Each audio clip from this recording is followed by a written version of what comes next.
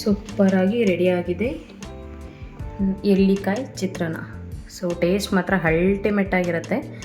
So ಬನ್ನಿ taste ಮಾಡುವ. ಆಹಾ, ರೈಸ್ ನೋಡಿ ಅದು ಸೂಪರ್. ತಿಂತಾಯಿದ್ರೆ ಪರ್ಫೆಕ್ಟ್ ಆಗಿದೆ ಚಿತ್ರಾನ್ನ. ಸೊ ಮಿಸ್ ಮಾಡದೆ ಒಮ್ಮೆ ಟ್ರೈ ಮಾಡಿ, ಹೇಗೆ ಬಂತು ನನಗೆ ಕಮೆಂಟ್ ಸೆಕ್ಷನಲ್ಲಿ ತಿಳಿಸಿ.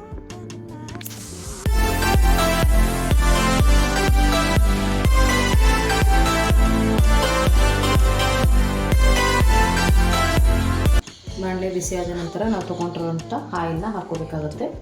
ಸೊ ನಾನಿಲ್ಲಿ ಒಂದು 3 ರಿಂದ 4 ಟೇಬಲ್ ಸ್ಪೂನಷ್ಟು ಎಣ್ಣೆನ ಹಾಕೋತಾ ಇದ್ದೀನಿ. ಸೊ ಈ ಒಂದು ಗೊಜ್ಜಿಗೆ ಸ್ವಲ್ಪ ಎಣ್ಣೆ ಜಾಸ್ತಿ ಕ್ವಾಂಟಿಟಿನಲ್ಲಿ ಇರಬೇಕಾಗುತ್ತೆ. ಟೇಸ್ಟ್ ಮಾತ್ರ ತುಂಬಾ ಚೆನ್ನಾಗಿರುತ್ತೆ. ಸೊ ಈ ಒಂದು ಗೊಜ್ಜನ್ನ ಸ್ವಲ್ಪ ದಿವಸ ಸ್ಟೋರ್ ಮಾಡಿ ಕೂಡ ಇಟ್ಕೊಳ್ಬೋದು, ಯಾಕಂದರೆ ಇವಾಗ ಮಕ್ಕಳು ಲಂಚ್ ಬಾಕ್ಸ್ಗೆಲ್ಲ ಬೇಕಾಗುತ್ತಲ್ವ. ಸೊ ಟೈಮ್ ಇಲ್ಲ ಅಂದಾಗ ಈ ರೀತಿ ಗೊಜ್ಜನ್ನ ರೆಡಿ ಮಾಡಿ ಇಟ್ಕೊಂಡ್ರೆ ಬೇಗ ಆಗುತ್ತೆ. ಎಣ್ಣೆ ಬಿಸಿ ಆದ ನಂತರ ನಾವು ತೊಗೊಂಡಿರೋಂಥ ಶೇಂಗಾನ ಸೇರಿಸ್ಕೊತಾ ಇದ್ದೀನಿ. ಇಲ್ಲಿ ಶೇಂಗಾನ ಫ್ರೈ ಮಾಡಿ ಸೈಡ್ಗೆ ಎತ್ತಿಟ್ಕೊಳ್ತಾ ಇದ್ದೀನಿ, ನೋಡ್ತಾ ಇರ್ಬೋದು. ಸೊ ಕೆಲವೊಬ್ಬರು ಬಂದು ಶೇಂಗಾನ ಡೈರೆಕ್ಟಾಗಿ ಮಸಾಲೆಗೆ ಹಾಕ್ತಿರ್ತಾರೆ. ಸೊ ನಾವು ಶೇಂಗಾ, ಕಡಲೆಬೇಳೆ, ಉದ್ದಿನಬೇಳೆ ಮತ್ತು ಈರುಳ್ಳಿ ಜೊತೆ ಫ್ರೈ ಮಾಡಿದ್ರೆ ಅದೆಲ್ಲ ಕೂಡ ಮೆತ್ತಗಾಗ್ಬಿಡುತ್ತೆ. ಸೊ ತಿನ್ನೋವಾಗ ಅಷ್ಟೊಂದು ಚೆನ್ನಾಗಿರೋದಿಲ್ಲ. ಸೊ ಈ ರೀತಿ ಶೇಂಗಾನ ಹುರಿದ್ಬಿಟ್ಟು ಸಪ್ರೇಟಾಗಿ ಎತ್ತಿಟ್ಕೊಳ್ಳೋದ್ರಿಂದ ಕ್ರಿಸ್ಪಿಯಾಗೂ ಇರುತ್ತೆ. ಸೊ ಅನ್ನೋ ಜೊತೆ ತಿನ್ನೋಕ್ಕೆ ಒಳ್ಳೆ ಮಜವಾಗೂ ಕೂಡ ಇರುತ್ತೆ, ನೋಡ್ತಾ ಇರ್ಬೋದು. ಸೊ ಈ ರೀತಿ ಕೆಂಪಗಾಗೋವರೆಗೂ ಹುರಿದು ಸೈಡ್ಗೆ ಎತ್ತಿಟ್ಕೊಳ್ಬೇಕಾಗುತ್ತೆ. ಸೊ ಈ ರೀತಿ ಎತ್ತಿಟ್ಕೊಳ್ಳೋದ್ರಿಂದ ತುಂಬಾ ಕ್ರಂಚಿ ಆಗಿರುತ್ತೆ ಶೇಂಗಾ. ಸೊ ನೋಡ್ತಾ ಇರ್ಬೋದು, ಈ ರೀತಿ ಫ್ರೈ ಮಾಡಿ ಎತ್ತಿಟ್ಕೊಂಡಿದ್ದೀನಿ. ಕಡಲೆಬೇಳೆ ಮತ್ತು ಉದ್ದಿನಬೇಳೆನ ಸೇರಿಸ್ಕೊತಾ ಇದ್ದೀನಿ. ಕಡಲೆಬೇಳೆ ಮತ್ತು ಉದ್ದಿನಬೇಳೆ ಎರಡು ಕೂಡ ಸ್ವಲ್ಪ ಕಲರ್ ಚೇಂಜ್ ಆಗೋವರೆಗೂ ಫ್ರೈ ಮಾಡ್ಕೊಳ್ಬೇಕಾಗುತ್ತೆ. ಒಂದು 30 ಸೆಕೆಂಡ್ ಫ್ರೈ ಮಾಡಿಕೊಂಡ್ರೆ ಸಾಕಾಗುತ್ತೆ. ಸೊ ಎಣ್ಣೆ ಕಾಯ್ದಿರುತ್ತೆ, ಬೇಗ ಕೂಡ ಆಗುತ್ತೆ. ಕಡಲೆಬೇಳೆ ಮತ್ತು ಉದ್ದಿನಬೇಳೆ ಸ್ವಲ್ಪ ಫ್ರೈ ಆಗಿದೆ. ಈ ಟೈಮಲ್ಲಿ 1 ಟೇಬಲ್ ಸ್ಪೂನಷ್ಟು ಸಾಸಿವೆನ ಸೇರಿಸ್ಕೊತಾ ಇದ್ದೀನಿ. ಸಾಸಿವೆ ಸ್ವಲ್ಪ ಚಟಪಟ ಅಂದ ನಂತರ ಅದಕ್ಕೆ 1 ಟೇಬಲ್ ಸ್ಪೂನಷ್ಟು ಜೀರಿಗೆನ ಸೇರಿಸ್ಕೊತಾ ಇದ್ದೀನಿ. ನಮ್ಮನೆ ಅಡುಗೆ ಮನೆ ಕ್ವೀನ್ ಕರಿಬೇವನ್ನ ಸೇರಿಸ್ಕೊತಾ ಇದ್ದೀನಿ.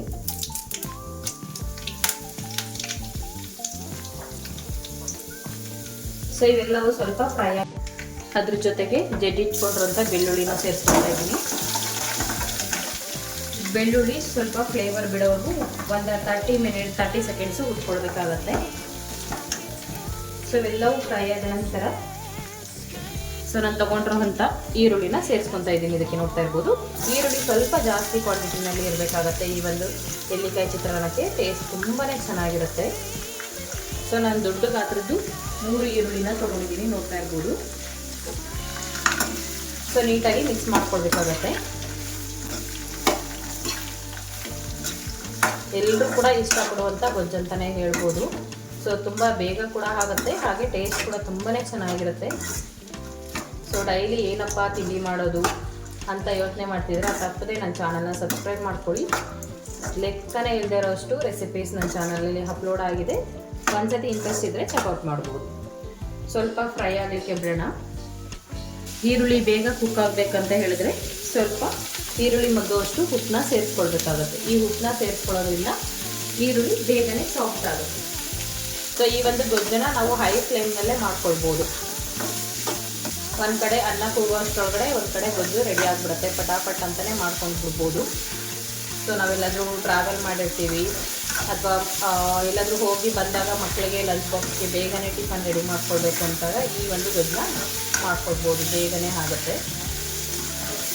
ಅನ್ನ ಒಂದು ರೆಡಿ ಇಟ್ಕೊಂಡ್ವಿ ಅಂತಂದರೆ 2 ರಿಂದ 3 ನಿಮಿಷದೊಳಗಡೆ ಪಟಾಪಟ್ ಅಂತ ಗೊಜ್ಜು ರೆಡಿ ಆಗಿಬಿಡುತ್ತೆ.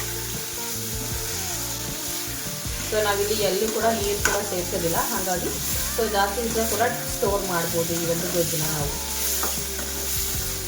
ಅದಕ್ಕೆ ನಾನು ಹೆಚ್ಚಿಟ್ಕೊಂಡಿರೋಂಥ ಹಣ್ಣುಮೆಣ್ಸಿನ್ಕಾಯಿ ಮತ್ತು ಒಣಮೆಣ್ಸಿನ್ಕಾಯಿ ಎರಡು ಕೂಡ ಸೇರಿಸ್ಕೊತಾ ಇದ್ದೀನಿ. ನೀವು ಇಷ್ಟಪಡಲ್ಲ ಅಂತಂದರೆ ಒಣಮೆಣ್ಸಿನ್ಕಾಯಿನ ಸ್ಕಿಪ್ ಕೂಡ ಮಾಡ್ಬೋದು. ಕಂಪ್ಲೀಟಾಗಿ ನಾವು ಹಸಿಮೆಣ್ಸಿನ್ಕಾಯಿನ ಹಾಕೋತಿದ್ರು ಕೂಡ ಹಾಕ್ಕೊಳ್ಬೋದು. ಯಾಕಂತಂದರೆ ಹಸಿಮೆಣ್ಸಿನ್ಕಾಯಿ ಗ್ಯಾಸ್ಟ್ರಿಕ್ ಆಗುತ್ತೆ. ಸೊ ಹಾಗಾಗಿ ನಾನು ಸ್ವಲ್ಪ ಒಣಮೆಣ್ಸಿನ್ಕಾಯಿ ಮತ್ತು ಹಣ್ಣು ಮೆಣ್ಸಿನ್ಕಾಯಿ ಎರಡು ಕೂಡ ತೊಗೊಂಡಿದ್ದೀನಿ. ಹಸಿರು ಮೆಣ್ಸಿನ್ಕಾಯಿನಲ್ಲೂ ಕೂಡ ಸ್ವಲ್ಪ ಹಣ್ಣಾಗಿರೋವಂಥ ಮೆಣ್ಸಿನ್ಕಾಯಿನ ಹಾಕೋದ್ರಿಂದ ಗ್ಯಾಸ್ಟ್ರಿಕ್ ಅನ್ನೋದು ಸ್ವಲ್ಪ ಕಮ್ಮಿ ಆಗುತ್ತೆ ಅಂತಲೇ ಹೇಳ್ಬೋದು. ಸೊ ಹಂಗಾಗಿ ನಾನು ಯಾವುದೇ ಗೊಜ್ಜುಗಳನ್ನ ಮಾಡಬೇಕಾದ್ರೂ ಹಸಿಮೆಣ್ಸಿನ್ಕಾಯಿ ತೊಗೊಳೋದಕ್ಕಿಂತ ಸ್ವಲ್ಪ ಹಣ್ಣಾಗಿರುವಂಥ ಮೆಣಸಿನ್ಕಾಯಿಗಳನ್ನ ಹಾಕ್ಕೊಂಡು. ಮೆಣಸಿನ್ಕಾಯಿ 1 ನಿಮಿಷ ಫ್ರೈ ಆಗಿದೆ, ನೋಡ್ತಾ ಇರ್ಬೋದು. ಸೊ ಈ ಟೈಮಲ್ಲಿ ನಾನು ಒಂದು ಸೀಕ್ರೆಟ್ ಮಸಾಲಾನ ಸೇರಿಸ್ಕೊತಾ ಇದ್ದೀನಿ. ಸೊ ತುಂಬಾ ಪವರ್ಫುಲ್ ಮಸಾಲೆ ಅಂತಲೇ ಹೇಳ್ಬೋದು ಇದನ್ನು. ಸೊ ನಾನು ಯಾವುದೇ ಚಿತ್ರಾನ್ನ ಮಾಡುವಾಗ ಕೂಡ ಸೊ ಈ ಒಂದು ಮಸಾಲೆನ ಕಂಪಲ್ಸರಿ ಸೇರಿಸ್ಕೊತೀನಿ. ಟೇಸ್ಟು ತುಂಬಾ ಚೆನ್ನಾಗಿರುತ್ತೆ. ಸೊ ಸುಮಾರು ಜನಕ್ಕೆ ಗೊತ್ತಿರುತ್ತೆ ಅನಿಸುತ್ತೆ. ಸೊ ನಾನು ಈ ಒಂದು ಮಸಾಲ ಪೌಡರ್ನ ಏನು ಹಾಕ್ಕೊತಾ ಇದ್ದೀನಿ, ಪೌಡರು ಒಂದು ಅರ್ಧದಿಂದ ಸ್ವಲ್ಪನೇ ಹಾಕ್ಕೋಬೇಕಾಗತ್ತೆ. ಒಂದು ಅರ್ಧ ಟೇಬಲ್ ಸ್ಪೂನ್ ಹಾಕ್ಕೊಂಡ್ರೆ ಸಾಕಾಗುತ್ತೆ. ಸೊ ಈ ಒಂದು ಪೌಡರ್ ಮಾಡ್ಕೊಳ್ಳೋದಕ್ಕೆ ನಾನು ಮೆಂತ್ಯ ಮತ್ತು ಜೀರಿಗೆ ಇದು ಮೂರನ್ನು ಕೂಡ ಸಣ್ಣ ಊರಿನಲ್ಲಿ ಡ್ರೈ ರೋಸ್ಟ್ ಮಾಡ್ಕೊಳ್ಬೇಕಾಗತ್ತೆ. ಸೊ ಡ್ರೈ ರೋಸ್ಟ್ ಮಾಡಿಕೊಂಡು ಅದನ್ನು ಪೌಡರ್ ಮಾಡಿ ಇಟ್ಕೊಂಡಿರ್ತೀನಿ. ಈ ಒಂದು ಎಳ್ಳಿಕಾಯಿ ಚಿತ್ರಾನ್ನಕ್ಕೆ ಸೊ ಈ ಒಂದು ಪೌಡರ್ನ ಬಳಸ್ತೀನಿ. ಟೇಸ್ಟ್ ಮತ್ತು ಅಲ್ಟಿಮೇಟ್ ಆಗಿರುತ್ತೆ ಅಂತಲೇ ಹೇಳ್ಬೋದು.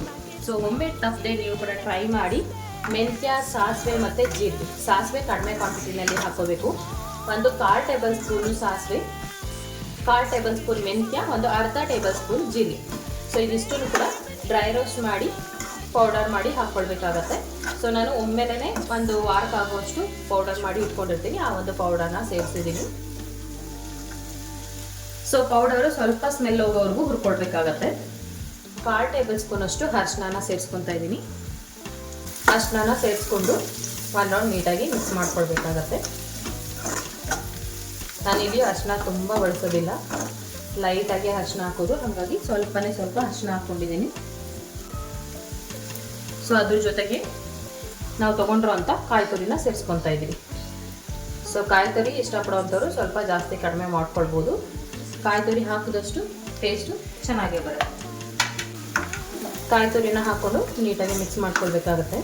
ಕಾಯಿ ತುರಿ ಹಾಕಿದ ಮೇಲೆ ತುಂಬ ಹೊತ್ತು ರೋಸ್ಟ್ ಮಾಡಬಾರ್ದು. ಒಂದು 30 ಸೆಕೆಂಡ್ಸ್ ರೋಸ್ಟ್ ಮಾಡಿ ಸ್ಟವ್ನ ಆಫ್ ಮಾಡ್ಕೊಳ್ಬೇಕಾಗತ್ತೆ. ಸ್ಟವ್ನ ಆಫ್ ಮಾಡಿಕೊಂಡು ಅದಕ್ಕೆ ನಾವು ಹಿಂಡ್ಕೊಂಡಿರೋಂಥ ಎಳ್ಳಿಕಾಯಿ ರಸನ ಸೇರಿಸ್ಕೊತಾ ಇದ್ದೀನಿ. ಸೊ ಇಲ್ಲಿ ಒಂದು 2 ಎಳ್ಳಿಕಾಯಿನ ತೊಗೊಂಡಿದ್ದೆ, ಆ ಒಂದು ರಸನ ಸೇರಿಸ್ಕೊತಾ ಇದ್ದೀನಿ. ಸ್ವಲ್ಪ ಹುಳಿ ಅನಿಸಿದ್ರೆ ತುಂಬಾ ಚೆನ್ನಾಗಿರುತ್ತೆ. ಸ್ಟವ್ನ ಆಫ್ ಮಾಡಿದ ಮೇಲೆ ಹುಳಿನ ಸೇರಿಸ್ಕೊಳ್ಬೇಕಾಗತ್ತೆ. ಸ್ಟವ್ ಉರಿಯೋವಾಗನೇ ನಾವು ಬಿಸಿ ಇದ್ದಂಗೆ ಹುಳಿನ ಸೇರಿಸಿದ್ರೆ ಕಹಿ ಆಗುವಂಥದ್ದು.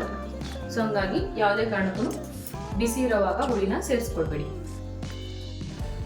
ಸ್ವಲ್ಪ ಗೊಜ್ಜು ಯಾವಾಗಲೂ ನಾನು ಜಾಸ್ತಿನೇ ಮಾಡಿಟ್ಕೊಂಡಿರ್ತೀನಿ, ಯಾಕಂದರೆ ಬೇಗ ಆಗುತ್ತೆ ಅಲ್ವಾ.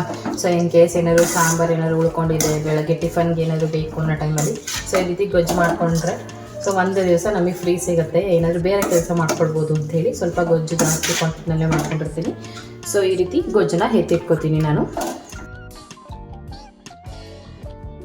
1 ಕಪ್ನಷ್ಟು ರೈಸ್ನ ತೊಗೊಂಡಿದ್ದೀನಿ, ಮಾಡಿಟ್ಕೊಂಡಿರೋ ಅಂಥದ್ದು. ಆ ರೈಸ್ನ ಸೇರಿಸ್ಕೊತಾ ಇದ್ದೀನಿ. ಫ್ರೈ ಮಾಡಿ ಇಟ್ಕೊಂಡಿರೋ ಅಂಥ ಶೇಂಗಾ.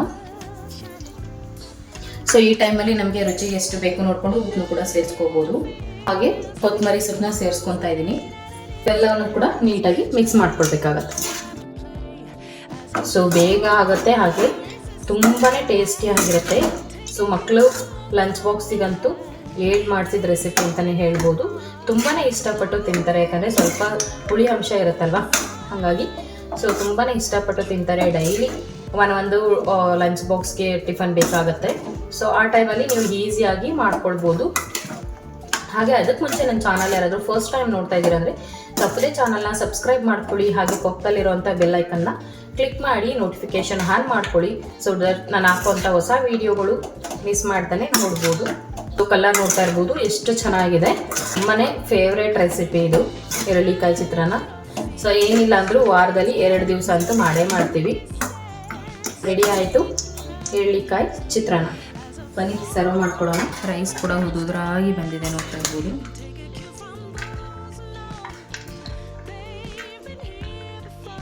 ಇನ್ನಷ್ಟು ಗಾರ್ನಿಷ್ಗೋಸ್ಕರ ಕೊತ್ತಂಬರಿ ಸೊಪ್ಪನ್ನ ಉದುರಿಸ್ಕೊಂಡ್ರೆ ಸೂಪರ್ ಟೇಸ್ಟಿಯಾಗಿರುವಂಥ ಎಳ್ಳಿಕಾಯಿ ಚಿತ್ರಾನ್ನ ರೆಡಿ ಆಗುತ್ತೆ. ಸೊ ವಿಡಿಯೋ ಇಷ್ಟ ಆಯಿತು ಅಂದರೆ ತಪ್ಪದೆ ಒಂದು ಲೈಕ್ ಮಾಡಿ. ಹಾಗೆ ಇನ್ನಷ್ಟು ಈಸಿ ರೆಸಿಪೀಸ್ಗೋಸ್ಕರ ಚಾನಲ್ನ ಸಬ್ಸ್ಕ್ರೈಬ್ ಮಾಡ್ಕೊಳ್ಳಿ. ಮತ್ತೊಂದು ಹೊಸ ರೆಸಿಪಿಯೊಂದಿಗೆ ಸಿಗ್ತೇನೆ. Thank you for watching.